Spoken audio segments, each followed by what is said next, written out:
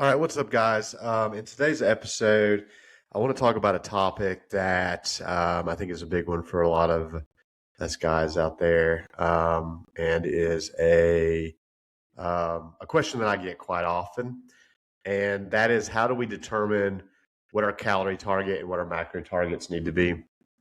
So I'm going to dive into that. Um, my goal with this episode is going to be to help you understand, first and foremost, why calories are the foundation of body composition. We're going to talk about how to estimate your maintenance calories, how to set up a calorie target based on what your goals are. So either fat loss, maintenance, or muscle gain. We're going to talk about how to calculate your protein, fats, and carbohydrates, so i.e. your macronutrients, and also how to adjust those based on your progress. And then I'll first and foremost too, why consistency matters in this process much more than perfection. So let's dive in. All right. So one of the most common questions I get from clients and potential clients, how many calories should I be eating? This question is typically closely followed by how much protein should I be eating? How many carbs should I be eating? Where should my fats be? So calories, macronutrients. Obviously, this is a big one in the fitness space. And honestly, I understand why people are confused. Um, there's a lot of quote unquote experts on the interwebs these days. One expert tells you to cut carbs, another one says fats are the key. Someone else says you should stop tracking altogether. And when you strip away all the noise, body composition actually just comes down to a few core principles. So today I'm going to walk you through the exact process that I use to help busy men and fathers over 40 determine their calorie macro targets, both for fat loss and for muscle building. So by the end of this, you should hopefully have a practical framework that you can apply immediately. So part one here is going to be, we're going to go over calories. Calories are the foundation. Before we talk about macros or any of that other stuff, we need to talk about calories. This is the first principle of nutrition. Your body weight is primarily determined by your long-term energy balance. Okay. If you consistently consume more calories than you burn, you gain weight. If you consistently consume fewer calories than you burn, you lose weight. If intake and expenditure are roughly equal, your weight tends to remain stable. Makes sense, right? So this is why one of my core principles is calories matter always. So even if someone comes to me and is aversely against tracking, which does happen occasionally, I have to sort of be the bearer of bad news and say, we don't have to track necessarily. There's other means that we can use to sort of collect data around our food intake. But at the end of the day, and for most people, I can count on one hand the number of people who have come to me who didn't have some sort of fat loss goal at the forefront of what their goals were. If we're talking about losing body fat, then our calorie intake is going to be a huge factor in this process. There's no way around that. There's no supplement. There's no amount of exercise that you can do that's going to circumvent this fact. So, and that's not to say that food quality doesn't matter. It absolutely does. Food quality affects your health, your satiety, your recovery, your performance, but your calories are going to determine whether your body mass goes up or down over time. So let's talk about how to estimate your maintenance calories. And I want to highlight the key term estimate here. This is not a perfect science. That's okay. It doesn't need to be. Like I said in the beginning, consistency matters much more than perfection does. You're never going to have a perfect number for what your maintenance calories is, for one thing, because it's always changing. And on top of that, even if you could, we're never going to be able to get an exact number for how many calories you're consuming either. first and foremost, because even if we were purely consuming foods that come out of a box with a barcode on it and we're scanning that barcode, the FDA has, I think it's like a 20% allowance for calories, meaning that the calories labeled on the box could be 20% higher or 20% lower, and still be within regulations. So, and obviously, a lot of the big food companies are going to aim low here, especially if it's considered a quote unquote healthy food, because they want to present it as being lower calorie than it actually is. So I don't say that to demoralize anyone or to make you think that that's going to be an obstacle for you. Just to highlight the fact that perfection is not the goal here. We are looking for a good rough estimate, and then from here we're going to just listen to your body. As long as that consistency is there and we have enough data to go off of, then we can make adjustments accordingly, and still reach your goals just fine. So a good simple starting point for most men, there's a couple of ways that we can go about this. The first one I'm going to mention, so if you're a moderately active individual, you can multiply your body weight by 14 to 16. If you're very active, then somewhere between 16 to 18. If you're sedentary, multiply your body weight by 12 to 14. So for example, a 200-pound man with moderate activity, you multiply that by 15, that's 3,000 calories a day. So that's an estimate of this individual's maintenance intake. It's not perfect, but it's a highly practical starting point.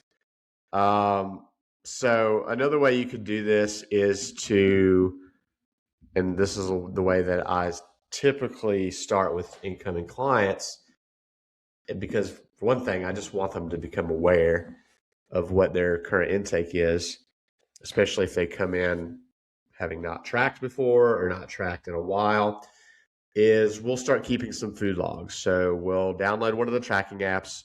I use Chronometer for myself and for my clients. So I happen to think it's one of the best, but you can really use any of them. And you're going to start recording your food. So you need the app, you need a food scale. And you're going to record your food for a minimum of 3 days. I would prefer 7 days, because that's going to give us a bigger, more of a breadth of data. And it's also going to cover weekdays and weekends. So I think that's important, because a lot of us tend to eat very differently during the week than we do on the weekends. And so we want to have some sample sizes of both of those scenarios. And then what you would do is take an average of those daily calories. And that could be a good starting point for your maintenance calories too, as long as it's a typical situation. Most of us, unless you are, actively trying to lose body fat or actively trying to gain muscle, most of us are probably eating around our maintenance calories on average, unless you're seeing your weight fluctuate up or down week to week. Then this tactic could be a good way for you to find your maintenance calories. So how do we set our goal calories now based on our goals? For a fat loss goal, we need to create a moderate calorie deficit. So this part is important. We don't want to just start slashing calories. We want to make sure that you're getting enough fuel for the fire, for your workouts. Your body actually needs a certain amount of calories just to survive.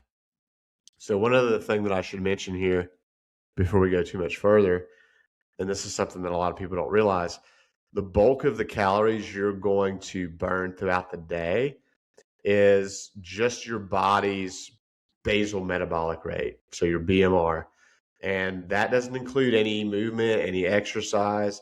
That's literally just your body keeping all of your bodily functions going that keep you alive. So breathing, blood flowing, brain function, hormone function, all that stuff requires energy. And your body is burning calories, fueling all that stuff. And so you need a certain amount of calories every day just for that stuff to function optimally. So for that reason, we don't want to just start slashing calories. The goal is not to eat as little as possible. The goal is to get yourself into a 10 to 20% deficit. Typically, I would start most people at a 10% deficit, and I wouldn't go any deeper than that unless we felt like it was absolutely necessary. Meaning, you've tracked everything. We feel like you've been pretty accurate and consistent for several weeks at that 10% deficit, and we haven't seen any changes. Then we might look into cutting a little bit more. But typically, this is enough for most people. So, for example, if we go back to that 3,000 calorie maintenance calories, 20% of that is going to be 500 calories. So that would take us down to 2,500 calories per day. This typically leads to sustainable fat loss while preserving muscle. So that's the other side of this coin. We need to be getting enough calories to fuel your body and your basic functions of survival. And we also want to make sure we're preserving lean muscle, because what's going to happen is you cut calories too low, your body's going to take an inventory of everything that's using energy, and it's going to start dumping things that are using the most amount of energy, which at the top of that list is going to be muscle. So we don't want that. We want to make sure we're losing fat. All right, so let's say our goal is to build muscle. So in this case, we probably need to create a modest surplus. So with a surplus, 5 to 10%. Again, here we want to be careful not to go hog wild. This is just as a calorie deficit is not an excuse to starve yourself. Creating a surplus is also not an excuse to just eat everything in sight. Because what's going to happen is you're going to end up putting on more body fat than you are muscle, which is typically not what people want when they're in a building phase. So 5 to 10% of a surplus tops. Of the research on this is pretty conclusive in most cases that anything more than a 10% surplus, we don't really see a dramatic increase in muscle gain. You might gain more weight, but the excess weight is generally going to be fat, not so much muscle. So again, not what we want. Muscle building is hard. You've got to train hard in the gym. You've got to recover just as hard. And it takes time. So you really can't rush this process. So eating more is not necessarily going to create a faster result. So in our 3,000 calorie example, we add 200 to 300 calories to that. That puts us at 32 to 3,300 calories per day. This can support muscle growth while hopefully minimizing unnecessary fat gain. So again, in either one of these scenarios, we're going to use the initial tools that I just discussed to get an estimate for maintenance calories. And I would spend probably about 2 weeks tracking food, hitting these maintenance calories consistently, monitoring things like your weight on the scale, the way your clothes are fitting. We might take some body measurements. We're probably going to take some pictures, and we're going to use all that as data.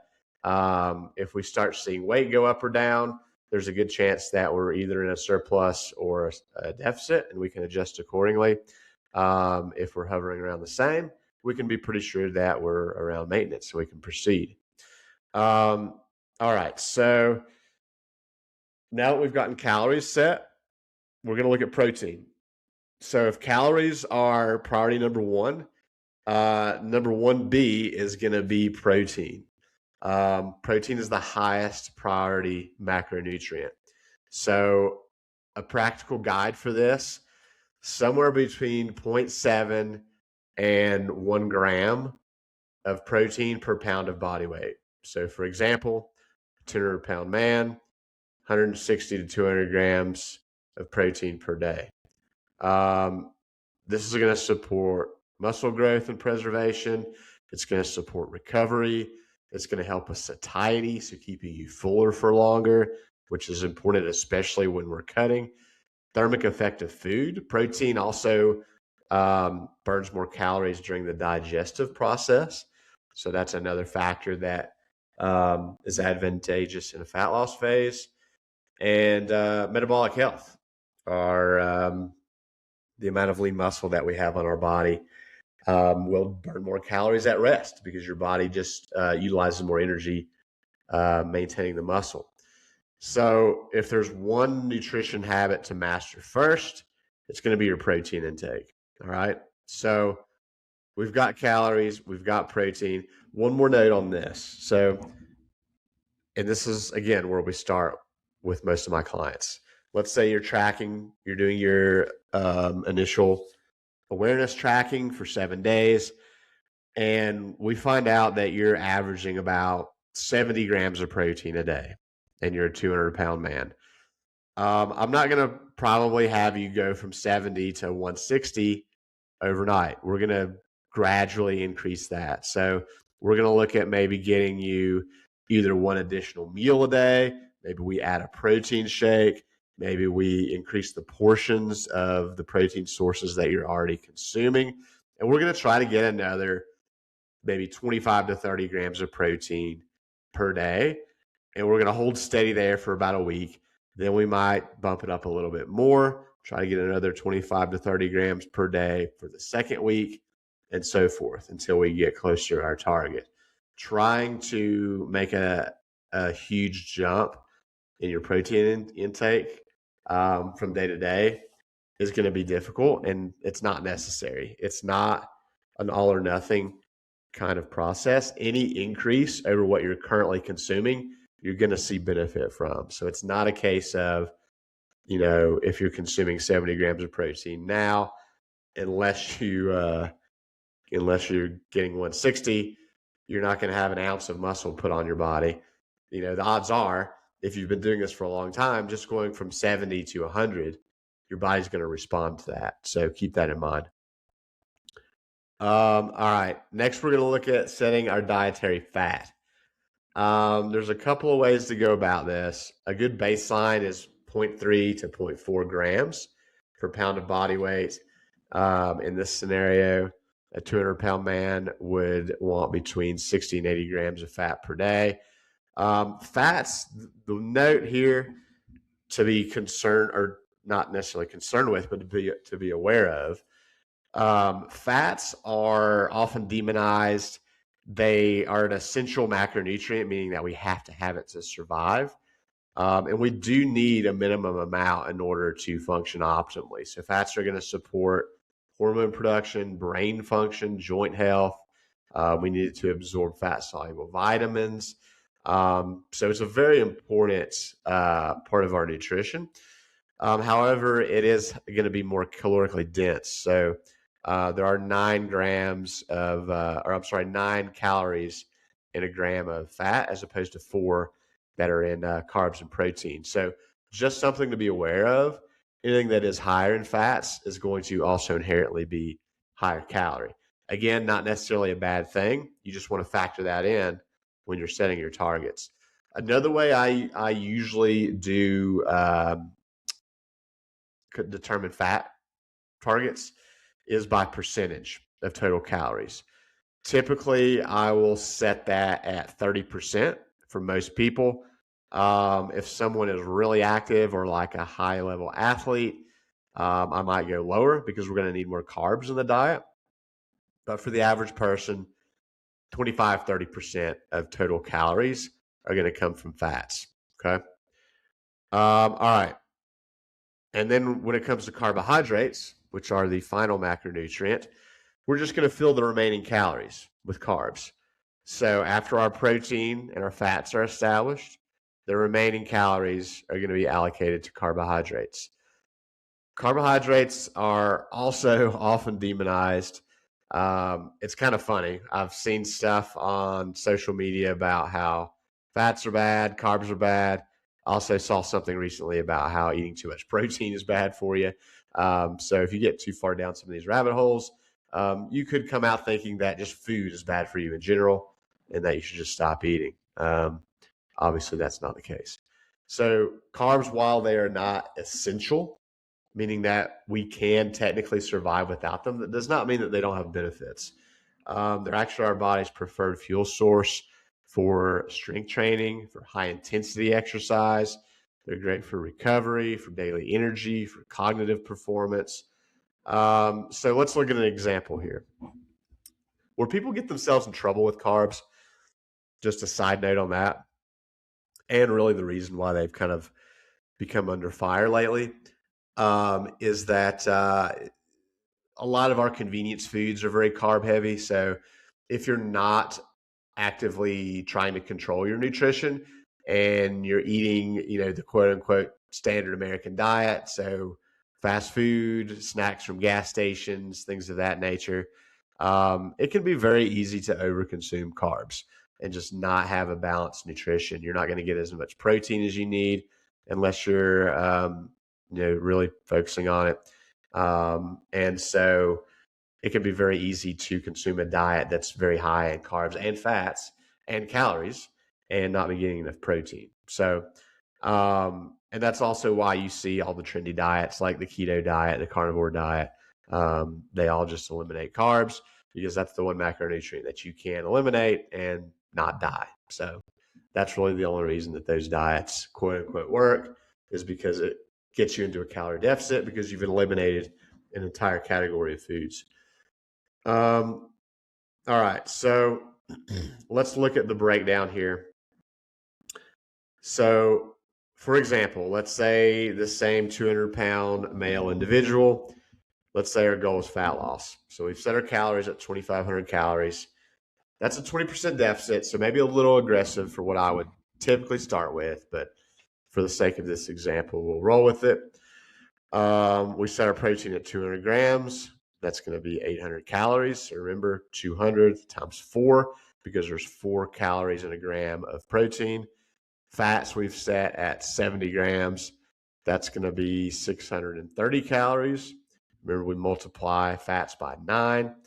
And then that gives us a total of 1,430 calories. We would subtract that from our total calories of 2,500, and we have remaining calories of 1,070. As we discussed earlier, those are all going to be coming from carbohydrates. So we divide those calories by 4 because, again, there are 4 calories in a gram of carbs, and that gives us 268 grams of carbohydrates. So our final macros here are going to be 200 grams of protein, 70 grams of fat, 268 grams of carbs for 2,500 calories. So let's look at a realistic starting point here.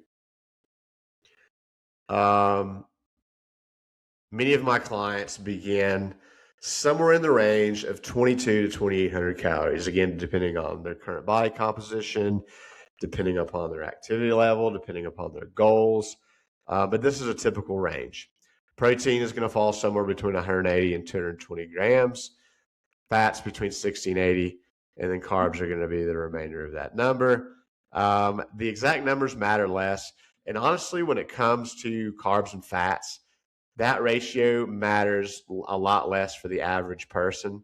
Like I mentioned earlier, if someone is extremely active, like a high level athlete, something along those lines, we need to make sure that we're getting enough carbohydrates to fuel that performance, especially if they're doing a lot of high intensity type of training.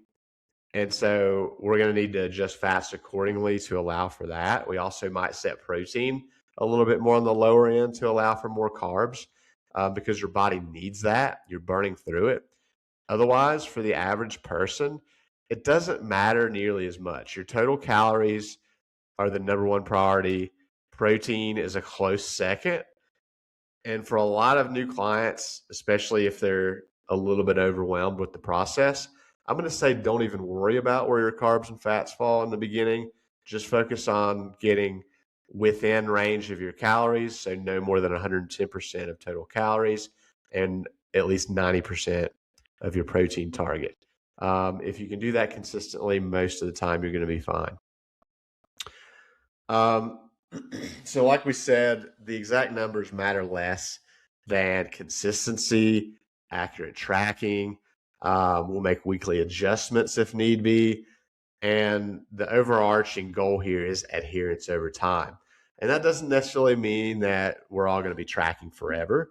Many of my clients get to the point where when we're maintaining, because we have done so much work as far as building their anchor meals, building their 3 to 5 repeatable meals that they enjoy, that they can easily prepare and consume throughout the week. And we have a good enough idea of the nutritional value of each of those meals. And they're doing that consistently enough that, especially when we're in maintenance mode, we don't really need to track anymore. We can just kind of keep rolling with the routine that we've built. Now, if we have a new goal, like I want to lean out even more, I want to get shredded for the summer, we still have the skill of tracking that we can fall back on, and we'll reintroduce that. So we might track for a 6 to 8 week period because we want to be sure that we're in a deficit. We don't want to be guessing. We want to make sure we're getting enough protein so that we maintain that lean muscle. But when we're in maintenance mode, we might not need to. We can just kind of put it on autopilot a little bit once we've built these new habits into your life. Same thing if a client decides, I want to bulk up more, I want to build some more muscle. Let's track some more so that we can make sure that you're getting enough calories for that, getting enough protein. So when specific seasons of life come in where we have specific goals, we can use the skill of tracking for that. And oftentimes during maintenance phases, which, by the way, should be most of your life. Once we've gotten you down to your goal weight, you should be spending most of the year maintaining. We don't want to be perpetually dieting. We also don't want to be perpetually bulking. Your body is happiest and healthiest around maintenance. We call that homeostasis, where your body's getting in enough energy to support what's going out. Your hormones are going to be functioning the most optimally at that point. And so that's where we want to be most of the time. And then when the season calls for it, we make adjustments accordingly. But we don't want to be doing that indefinitely. So let's look at how to adjust based on your results. So we're tracking body weight averages over time. So we're going to be weighing at least once a week. Progress photos, measurements, gym performance, energy and recovery. So these all fall into the category of what I call biofeedback. And so this is something that we track with everyone, and we are paying attention to the weight on the scale, but it's not the only metric that we're interested in. The scale weight does not always tell the whole story. Obviously, we could be building muscle and building muscle and possibly losing fat at the same time. It's a lot more difficult. And typically that's harder to do unless you're a complete newbie, but it's possible. And so if we're just going by the scale weight and we see your weight going up, then it can be easy to think, oh, I'm getting fatter, but your body fat percentage could be going down because we have more lean muscle. So we're changing your body composition. Also strength in the gym. Like if you're getting stronger, if your clothes are fitting differently. These are all signs of body composition changes. The amount of water weight your body's holding on to based on sodium intake, carb intake, the amount of inflammation that you have in your body, if it's closely after a workout. All those things are going to affect how your body holds water, and therefore going to affect your weight on the scale. So we don't want to use that as an end-all be-all and hit the panic button just based on scale weight. But we are tracking all these other things. Based on that, if we see fat loss stall for 2 to 3 weeks, then we can reduce calories by maybe 150 to 250 a day. Now, notice I said 2 to 3 weeks. That's a minimum. We're not making these adjustments after 1 week of no changes because, again, this is not necessarily going to be a linear process. There's going to be some ebbs and flows along the way. And so we just need to be patient. We need to be consistent. So at that point, we'll either reduce calories or increase daily movement, depending on what the situation is. On the flip side of that, if we are gaining too quickly, we're going to reduce calories slightly.